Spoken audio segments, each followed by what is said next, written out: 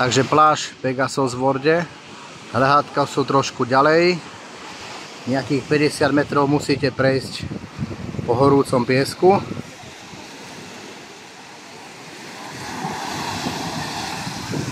Takých 5-6 metrov od mora začínajú byť kamienky, také stredne veľké.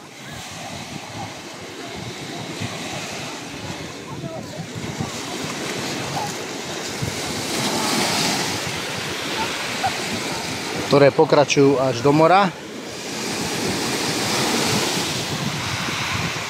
Vstup do mora nie je mierne postupný, ale po takých 5 metrov je tu skok, taký metrový, a asi 10 metrov od kraja máte už 2-metrovú výšku.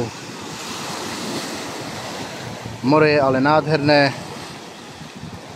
Na pláži sú síce stredne veľké kamene, ale je tu fantasticky.